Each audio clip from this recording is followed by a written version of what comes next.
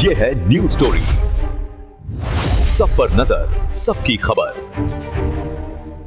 नमस्कार, आपण पाहत आहात न्यूज स्टोरी वर्धा एडिशन। पाहूया वर्धा जिल्ह्यातील आजच्या प्रमुख बातम्या।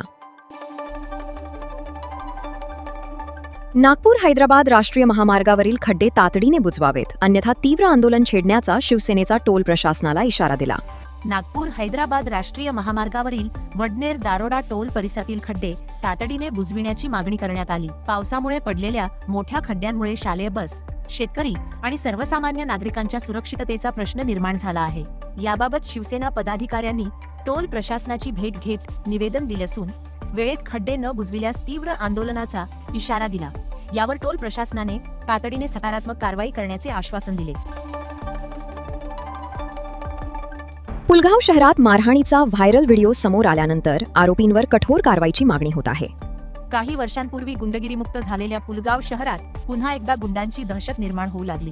पुलगावात रात्री महेश झेरॉक्स समोर काही अज्ञात तरुणांनी दोघांना बेदम मारहाण केल्याची धक्कादायक घटना घडली। या मारहाणीचा व्हिडिओ सोशल मीडियावर तुफान व्हायरल होत असून त्यामुळे शहरात भीतीचे वातावरण निर्माण झाले। या वाढत्या गुंडगिरीवर पोलिसांनी तात्काळ आणि कठोर कारवाई करावी अशी मागणी नागरिकांकडून होत आहे।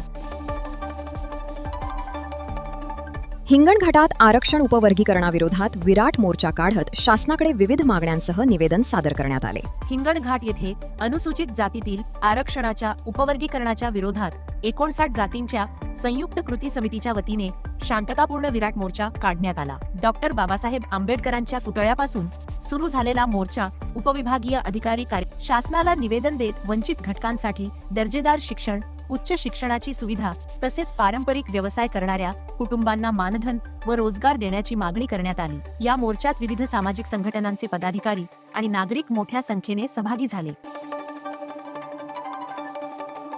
वर्ध्यात काँग्रेसने राम मंदिर देणगीतील कथित गैरव्यवहाराच्या निषेधार्थ भजन आंदोलन करत दोषींवर कठोर कारवाईची मागणी केली।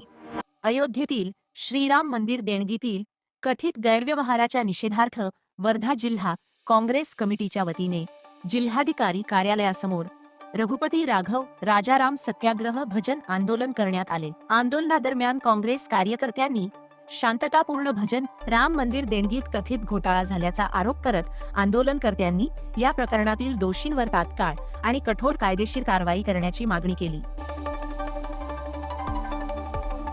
हिंगणघाट नगर परिषद बैठकीतील कथित नियमभंगाची चौकशी करण्याची मुख्याधिकाऱ्यांकडे मागणी करण्यात आली।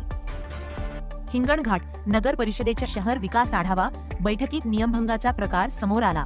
या बैठकीस केवळ नगरसेवक आणि अधिकाऱ्यांनाच परवानगी असताना अनेक महिला नगरसेविकांचे पती आणि इतर अनधिकृत व्यक्ती, व्यापारी व पत्रकार संघटनांच्या पदाधिकाऱ्यांना बाहेर जाण्यास सांगण्यात आले। मात्र नगरसेविकांच्या पतींना कोणत्या अधिकाराखाली प्रवेश दिला असा प्रश्न उपस्थित होत आहे।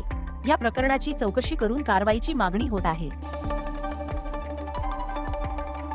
पुलगाव सीएडी कॅम्पमध्ये भव्य वृक्षारोपण करण्यात आले असून 50,000 रोपांची लागवड करून पर्यावरण संवर्धनाचा संकल्प घेण्यात आला।